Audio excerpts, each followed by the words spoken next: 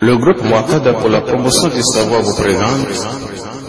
Il est écrit dans le Nouveau Testament que Jésus est descendu de Jacob. Nous devons savoir qu'il y a beaucoup de récits fantastiques dans la Bible. À propos de Jacob en question, la première chose à retenir est ce que la Bible a pris le soin de narrer, à savoir que Jacob et Dieu se sont battus. Jacob a affronté Dieu et l'a battu. Voyez-vous cela?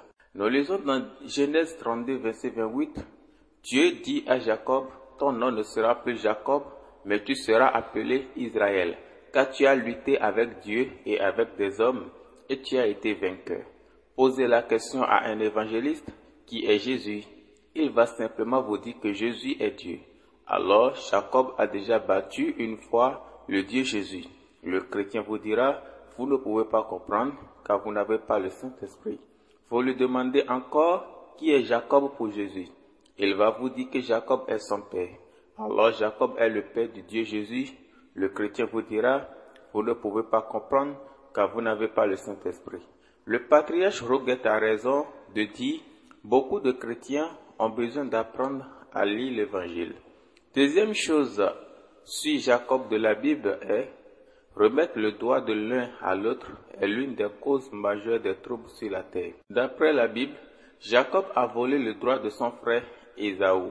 Voler, c'est s'approprier de ce qu'on ne mérite pas. D'après ce que nous raconte la Bible dans Genèse, celui que Isaac avait l'intention de bénir et de confier le message divin était Ésaü. Mais, avec le complot de sa mère, Jacob se déguisa en Ésaü et vint se présenter à Isaac pour qu'il le bénisse. Isaac, qui, selon la Bible, était déjà dominé par le poids de la vieillesse, le prit pour Ésaü et le bénit. Et sachant que Ésaü, furieux de son geste, pouvait le tuer, Jacob prit la fuite. Vois Genèse 27, versets 1 à 25. Ce Jacob, voleur de la bénédiction de son frère, est supposé parent de Jésus. Et nous ne comprenons toujours pas pourquoi il devait avoir ce genre de parents. Jacob dans le Coran, c'est une haute personnalité.